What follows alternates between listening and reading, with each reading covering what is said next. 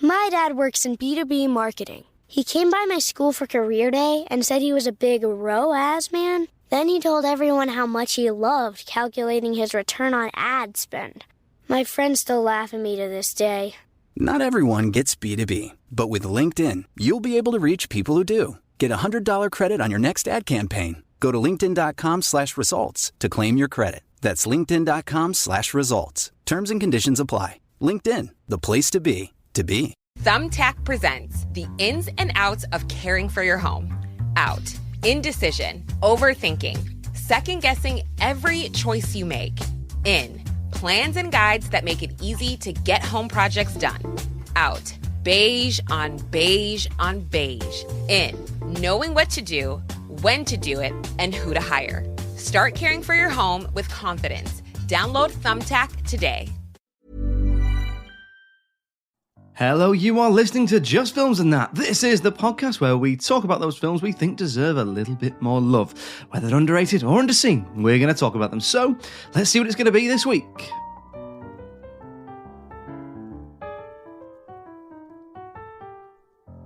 Hello, yes, welcome back to another episode of Just Films and That. This week, we're going to be talking about Klaus from 2019. So, spoiler warnings if you've not seen it. Before we get started, and whilst we've got your attention, if you could head on over to whatever app you're listening to this on, give us a 5-star rating and review, then it would mean the world to us. It allows other people to see the podcast. And do you know what? It's just a lovely little pre-Christmas Christmas present. If you'd also like to check us out over on Patreon, then you can do, where for £1 a month, you can get ad-free extended episodes with early access to them. Just click the link in our episode description below. Jamie, then, Klaus. We think it's Klaus because that's the character's name and that's how you spell the name, Klaus. So that's what we're going to call it. Greg Klaus. Klaus. You've picked this one then. So obviously we should say before I ask you what it's about and why we picked it, coming up into the lead up to Christmas now, and we thought, why not have a couple of episodes like we did before Halloween where we pick, the odd little Christmassy film that we think's underrated or underseen. It was Jamie's turn to pick this week. So Jamie, tell the people at home, what is Klaus about and why did you pick it? So Klaus is about a spoiled mailman in training, Jesper, who's sent to a town in the Arctic Circle where feuding locals won't send letters to each other, which is no good for him because he's got a target to get as many letters sent out from this town. But he comes up with a con to get them all sending letters in return for toys from a mysterious woodsman in a film that turns out to be Santa Begins. Yeah, it is literally Santa Begins, isn't it? Yeah. Santa, a Star Wars origin story. So this came out in 2019, but on Netflix, and then I remember watching this in the COVID Christmas. I was like, I'll give this a go. It's up on Netflix, and then just thought it was phenomenal. And I was shocked that this wasn't like a bigger deal. I know it's a Netflix movie, but I couldn't believe that this hadn't slipped into like everyone going, it's Christmas, we need a hug. It's a COVID Christmas. Yeah, and loved it. It's a funny one. We haven't done, I don't know if this is our first one. I don't think it's our first one. We haven't done any streaming specific films. Obviously, it's a bit different when you look at other examples. You can see the box office, see how much it was made for, and see how much it made. Whereas they don't tend to really release their figures. So they might tell you it's done well, but you can't actually measure that up against anything. So be interested to know if it's underrated or underseen. Like what do you reckon? Why have you picked it? Is it underrated? Is it underseen? Is it just nice Christmassy film you want to talk about? I just think that nobody talks about this. Like, you'd never seen it before, had you? No, I hadn't seen it before. I'm going to be honest. I thought this was the one with Kurt Russell in it, which is the Christmas Chronicles, is it? Christmas Chronicles. That's more erotic, I think, than this. Is it? Yeah. But I mean, it's Kurt Russell. But this is like the. Do you know we keep going back to these old Christmas movies, and High and Middle and Die Hard, Muppets Christmas Carol, and we rewatch all these old ones. And I think Elf is the closest we got to a modern classic, and even Elf must be hitting 20 years now. 2003, because we did it a couple of years ago. So 2003. So it's 21 years old this year. There we go. And maybe The Holiday has slipped into like modern day classic, but there's not. Perhaps. Yeah, I mean, maybe you could even stretch to say The Grinch, the Jim Carrey one, because that's 2000. But nothing. What is there anything in the last 10 years? That one, the Wham one with Emilia Clarke in it, which is awful. Which is one is of it the bad? worst. Is it? It's so bad. I thought I'm not watching that, and then I never did. I can spoil the twist for you. I know the twist, and I thought that can't be real. That's we've got 10 minutes left in this WeWork. Someone needs to write the ending. Oh, that's it. AI has written that. That's what it like. Yeah. That's what it's like at the end.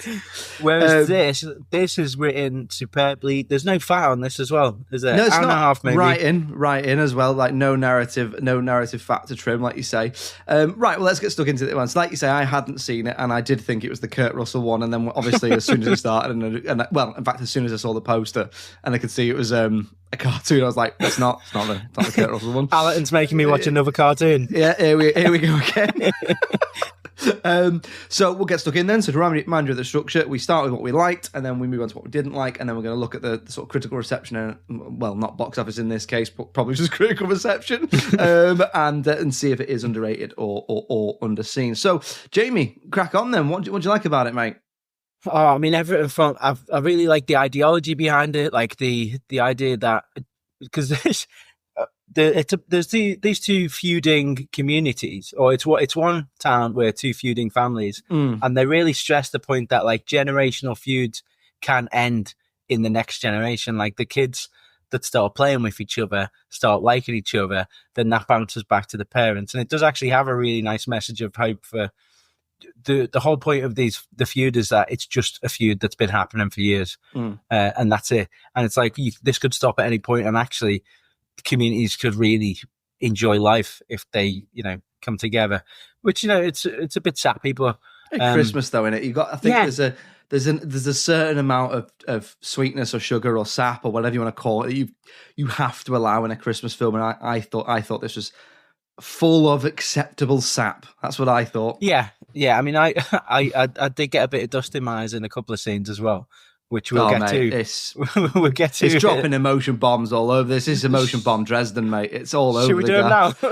Yeah, I mean, one of them in particular absolutely got me. What was your one? The Sammy girl getting the present. Oh Christ! Jesus Christ! I was on my own in the house watching this as well, and I was just watching it like just a 33-year-old man crying.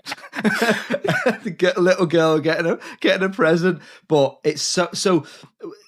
I think, I mean, it's just so emotionally manipulative in the best way a narrative structure can be. Really, the build up to that present is he's had a little falling out with Klaus. So Jesper decides he's going to try and build the sled himself. He cocks it up, and the girl doesn't speak English, so there's that like communication issue there. He's involved, like all the teachers have to get involved and tell him what she wants. And that is also the moment where he stops doing it for selfish reasons. He actually says, "No, this person's getting a toy." And he's got a really nice relationship with her because she doesn't understand what he's saying. He confesses. Yeah, all the time it's almost like they're both talking to each other in different languages, and it doesn't matter what the other's saying. That it's just about the fact that they're saying it.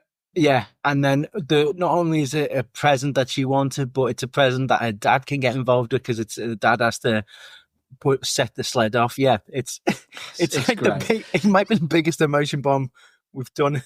I'd say one of the episodes after. Yeah, perhaps apart from the broken neck guy in Daylight, that was up there. But no, I mean, obviously overall, I know you've started with the likes, but I really enjoyed this.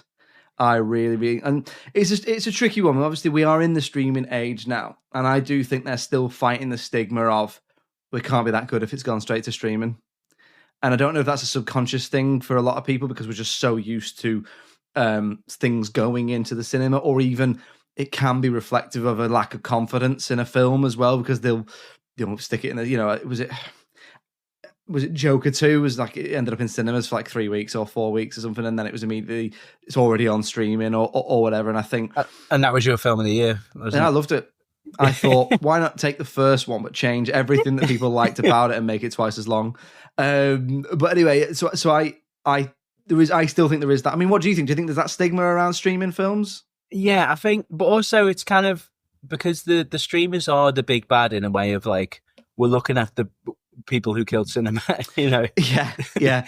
And I think the knock-on effect, and what makes me sad about this, is that this film is perfect for 3 p.m. Christmas Eve or Christmas Day.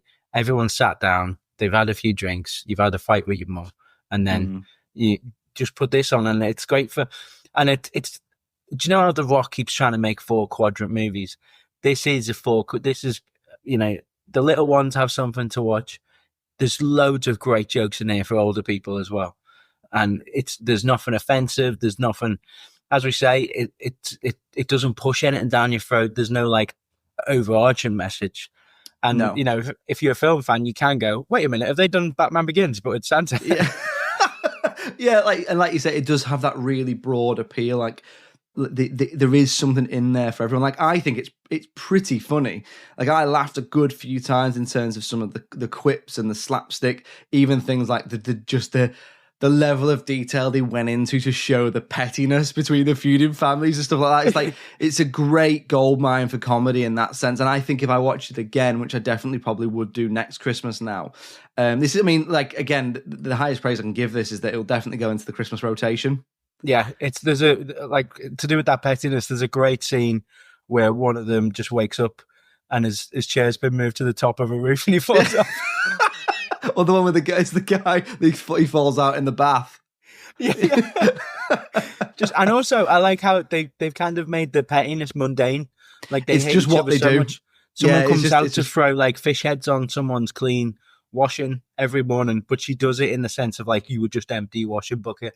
Yeah, exactly. No, they do a really good. So there's lots of good. I mean, Jesper is a great foil. He's a great sort of snooty person who you see you want to see the custard pie thrown in the face, or you want to see the jester take them down or whatever. So I thought he was a really great foil. I thought Jason Schwartzman's got a great voice for animation as well. He does have that really well. It just really lends itself to the character. Yeah, they've got this so fine on this where he is annoying enough that you enjoy the pain inflicted on him and the situation he's in, likable enough that you like when he starts to do the right thing, and you like spending time with him because he's very funny as well, and you are on his side when he comes in to town and he's like, oh god, what have I got myself into? And you've got like some great, I mean, the character, the actors in this, you got Norm Macdonald playing again, another great voice. What a voice. What a great voice. And like a voice that children probably don't get to hear that much as well. No. You know, J.K. Simmons playing Santa, designed again, perfect to play Santa, and then ruined in this year's Red One. I've not seen it yet. Rashida Jones as well. Yeah, I mean, would we say maybe slightly wasted, but not? Yeah, she doesn't get much to do, does she? A great character, and it is heartbreaking when you see her reach for her savings. But then also, like, again, she's saving money to get out of the town because she couldn't have her dream of being a successful teacher. And then she spends her savings on becoming a teacher, which is the dream. So she was saving the money for dream B because dream A didn't work. And now she's got dream A. Like, it's just perfect. Yeah. It's so perfect. So you're not like, oh no, she's spending money, because you're like, she's found fulfillment. And what's great is it's all because Jesper's being selfish. And he's doing this all for himself, and he's inspiring people like accidentally and make him. So when he starts to get bitter about Klaus getting all of the credit, you don't even feel that bad, because it's like, well, you're not doing this altruistically. It's the sort of, it follows. It is formulaic, but it's formulaic in the best sense. So in terms of the structure of it, like you come back to there talking about The Rock wanting to make those 4-quadrant movies, which is sort of what people what I think what Jamie means by that is general the 4 quadrants of broad appeal, right? In terms of something for everyone, in terms of age group and background and all that sort of stuff. That's right, isn't it? Yeah, it's kind of taken from a boardroom perspective instead of let's just make a film that people like. Yeah. So it follows that structure, which is very broad. So if you haven't seen it, the closest structure I can think that it follows, and Jamie, feel free to correct me if I'm wrong here, would be something like School of Rock. So main character is a bit obnoxious or arrogant or a bit of a loser, whatever you want to call it, does something for selfish reasons, in doing so benefits those around him, and then comes round to, oh, actually I'm doing this for another reason, and becomes a better person, and away you go. Whilst Joan Cusack watches all of it. Whilst Joan, yeah, Oh yeah, and Joan Cusack's there. She's there. So yeah, I mean, I thought it was great. So, what else do you like about it then, or have you pretty much covered it there? So to go into the minutiae of it, the Santa mythology being built from this, I thought they did some really clever things. Like you see a bit where Jesper can't go into someone's living room because there are dogs, so he just puts the presents in the stockings. Yes, and that's where that comes from. Yeah, you get the sleigh being built. You get lump of coal for a naughty kid. All the mythology is there. Like we said, it's Batman Begins. It is genuinely genuinely is like, and here's how he gets his cape, and here's how he gets his grappling hook.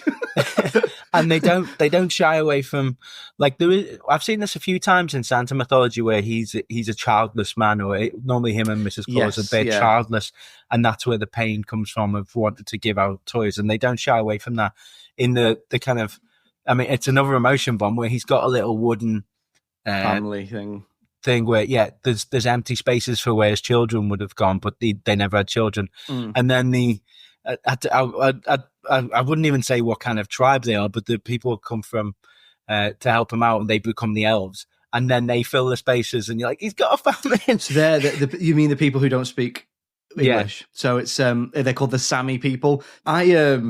Because I really enjoyed that dynamic with the Sami people. I think, again, that's how you do things like diversity in film. Just bring it in, but don't give yourself a pat on the back, which is not, I don't think that they do that in this. Because as I was watching it, I was reading it along. I sometimes read along as I'm watching it just to make sure I'm grasping everything for the pod and everything. And it said something in like, Jesper meets a little girl who doesn't speak Norwegian. I was like, oh yeah, I suppose they are speaking to each other in Norwegian. It's just we're listening to it in English. That's how I introduce everyone to, if I meet someone like, this is Dave, my friend, who doesn't speak Norwegian. So what else, mate? What else? I think narratively, having Santa die at the end is very ballsy, and I forgot about that. I thought he just became Santa, but they don't say it because he just disappears, but it's clearly his death of his body before he then becomes Santa. And to show that in a kid's film, to be like, this is what happens. People grow old. He had 12 more years on Earth. People grow old and then they die. But what he did lives on. And God, that last line is another emotion bomb where he's like, once a year I get to see my friend. Oh my God. Oh God. Oh man. I'm going now. It is so well written. It's so well put together. All the mythology in there as well. Just one final thing from me as well. It looks and sounds brilliant. So it does take a little bit of getting used to in the way that it looks. Not for a bad reason. It's just really distinct in the way it looks. It sort of feels hand-drawn and sort of feels 3D in different ways. So you get that throwback feeling in the same way that we discussed The Sword and the Stone, in terms of that hand-drawn feeling really giving you those nostalgic memories and things like that. But I thought the way it was animated, good animation, for me, the key to good animation is giving life. I suppose there's two ways of looking at it. One, it brings to life an incredibly ethereal and strange world in the way that like the Studio Ghibli films do and things like that. Or two, it gives life to the mundane. And I thought that this did that really, really well. I thought it did it really, really, really, really colourful. I like the way that no one in this looks like a real person. Like, in terms of, I really like Pixar stuff, but for the most part, they sort of look like slight caricatures of real people, whereas this went really grotesque, you know, in terms of how big Klaus is and what Jesper looks like and what all the townspeople look like and all that sort of stuff. And it looks brilliant in terms of the light and the colour as well. Really good use of light. Like you can sort of feel the cold air and see the starry nights. And when you're watching it, I thought that's another thing that made it feel really quintessentially Christmassy for me as well. So I have to say, mate, really good pick. This really, really enjoyed it. Yeah, I mean, when we can move on to dislikes, I will rip this apart, obviously, because it's dog shit. But no, yeah, I was just saying that more people need to see this, because I'm probably going to watch it again this Christmas.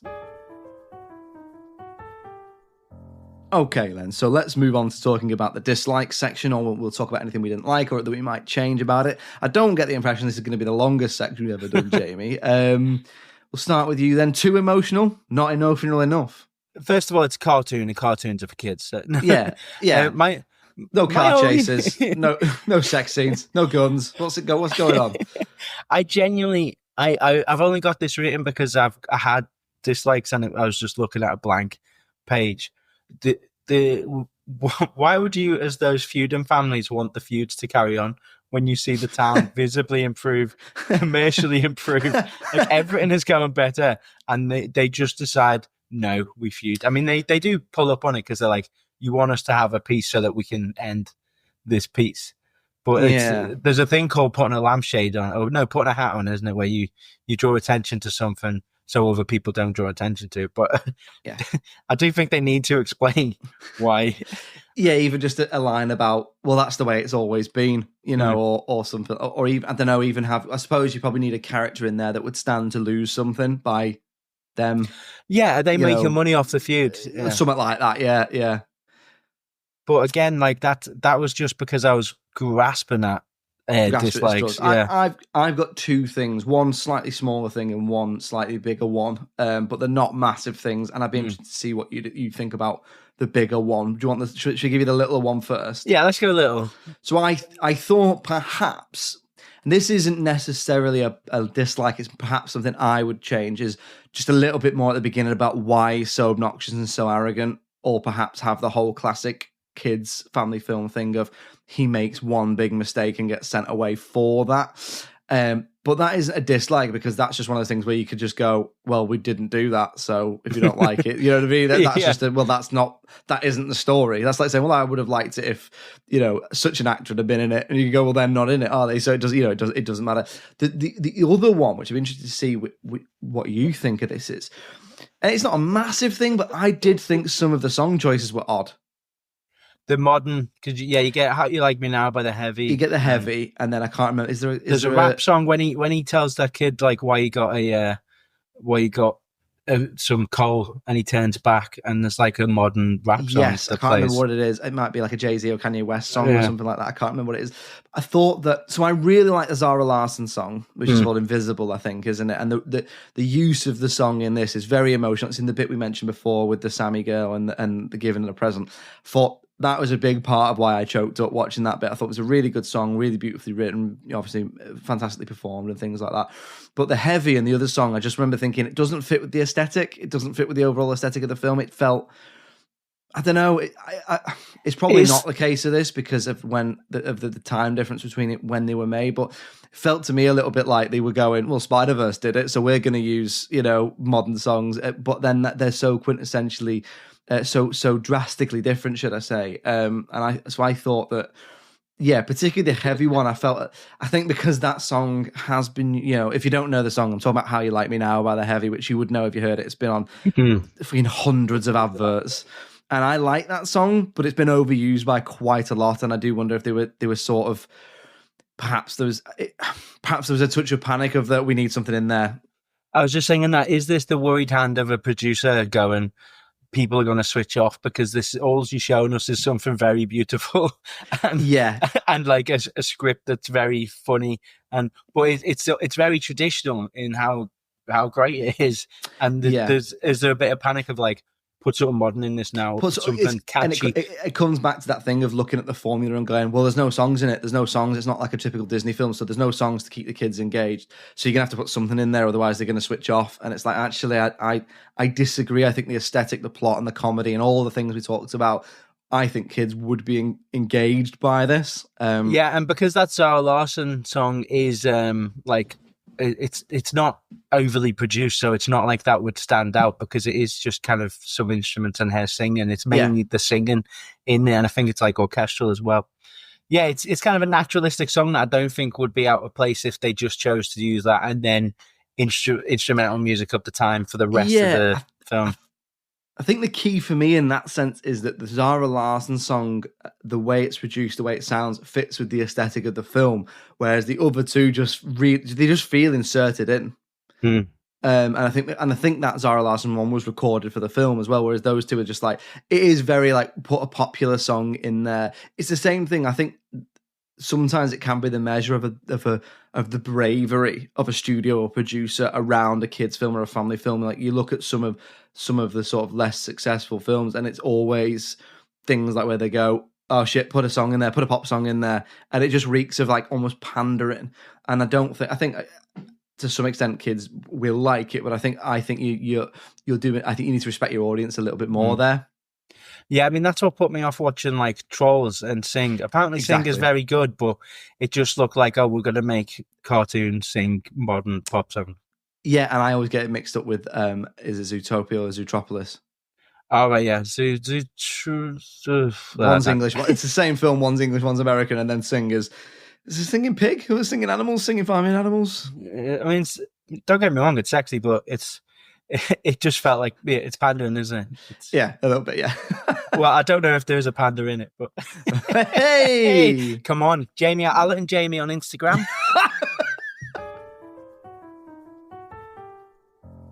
Okay, so let's move on to talking about the critical reception then. So just to remind you, Jamie picked this pretty much because he thinks more people should see it. So it's going to be an interesting one to try and figure out because we're going to look at the scores and we're going to look at, well, we're not going to be able to look at the streaming numbers. So Jamie's going to have to somehow make an argument that he thinks more people should see it.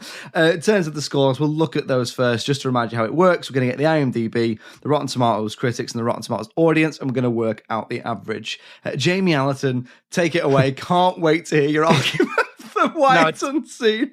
I did find an article from January 2020 that said Netflix said that 40 million people had watched this, and they count it as if you've watched 70% of the movie, then that counts as a viewer. Right. So, I mean, 40 million people, if you equated that into what people would spend at the cinema, it wouldn't 400 be million or something. Yeah. But it's because of the cultural imprint that this doesn't have. You know, like you said, you haven't seen it. We're not going to get this on BBC because it's owned by Netflix. Yeah, and I think that's a big part of the Christmas. I love behind a kind of paywall as well, so it limits. We can sit here as two fairly comfortable people and say everyone's got Netflix. Everyone doesn't have Netflix. Yeah, and that's why you're going to put your password in the details of this podcast, so people can go on. The email address is Jamie Allerton at Real Cool Dude at Habbo Hotel. But we do have some percentages from IMDb and Rotten Tomatoes. Let's hear them. So, I mean, we could still say so. IMDb give this 8.2. Okay, which I personally think is low. Yeah, so I'll argue that. Yeah. I don't think we could argue. The critics give it 95% on Rotten Tomatoes, and the audience give it 96%. So that averages out at 91% or just over 9 out of 10. So, that's a tough one. I would probably say, as it's coming up to Christmas, I'll be kind and say that's appropriately rated. What would you say? I think this is a 5-star or 100% movie. Like you said, all you could find, the only problem is that you don't like that the heavy, which is a banging song, is in this. No, it's a great song. It just does not fit in this. Yeah, but it doesn't mean like you closed your laptop and went, well, I'm not watching the rest of this. I turned it off. I'd watched 70%, so I turned it off. But again, like I'm saying, it's not getting talked about. It's not that and we'll bang this on. And this came out 4 years ago. So yeah, and I'm like you said, I'm surprised more people didn't watch this during COVID, because there was plenty of things where it's not long ago. Remember Tiger King? Would that have got the viewing figures it got? I know it was all mad and everyone was interested in the way it all went down and stuff, but would that have got the viewing figures? Or even something like Squid Game, would those have got the viewing figures had it not been for lockdown? Because I don't think they would, but unfortunately there is no way of proving it. Because we did have a lockdown, so that is what happened. So I agree with you. So regardless of the scores, it doesn't really matter because that's not why you picked it. You picked it because you think it's underseen in terms of it has not entered into the pop culture zeitgeist with the respect it deserves. And I think it does deserve more respect put on it. And I think with the right amount of people going to watch it and watching it and things like that, this should become a modern Christmas classic because I think it was brilliant. Yeah. I love the idea of anybody seeing it. No, when we post these on the Twitter or the Instagram, just anyone who gives it a go, and then that's that's what we're all about. We do get people who are regularly engaging with us on social media saying things like, "I've not seen this one, I'll give it a watch and then listen to the episode," and that's really that's the most rewarding part about doing something like this, because we're all about the whole idea is that when you make a film, for the most part, most people working on it are working really, really hard, not getting the respect they deserve. And even if it's rubbish, it doesn't mean that lots of people haven't worked hard on it, even though sometimes things can be derailed by things like a bad performance or a particular ego or whatever. Whereas this, I think you can feel the love absolutely pumping through this film, and I think it's brilliant. I don't know if the directors has made it for children, for their own children. I mean, obviously it is made for children, but it feels like something that was, and I definitely think it deserves to be a modern Christmas classic. I'll certainly be watching it again, and I'll certainly be, introducing it to like nieces and nephews and my own children if we ever have them and things like that. So yeah, I'm really glad you brought this to the table. Really, really enjoyed it. And if you like this, you really like Quigley Down Under, so do revisit that episode as well. There's also Quigley at Christmas. it's Tom Selleck is a good age to play a Santa now. He's peak Santa age, isn't he? Yeah. Oh, God, what a joy. So what have you got for me next week, Josh? Well, from one joyous Christmas film to another, Jamie, it's my turn to pick a Christmas film next week. So we're going to be talking about an absolute classic from the 90s. I know you're going to love it. I have faith it's going to be a great episode. We're going to be talking about... You ready? It best be good, because I just... Jingle All the Way. Jingle All the Way, baby, from 1996. Oh, well, at least iRobot isn't the worst thing you made me watch. Cool. So Arnold Schwarzenegger screaming Jamie for an hour and a half. Have I picked it to annoy Jamie? Yeah, maybe. Join us next week. We're going to be talking about Jingle All the Way. In the meantime, if you'd like to get in touch with us, it's filmsandthatpod@gmail.com. We're on all the social medias. If you just search for Just Films and That, you'll find us on Facebook, Twitter, Instagram, YouTube, TikTok. We're always putting stuff out there. Give us a follow and drop us a message if you want to suggest a film for us to take a look at that you think is underrated or underseen. All that remains to be said is thank you very much for listening. It's goodbye from me. Cheerio.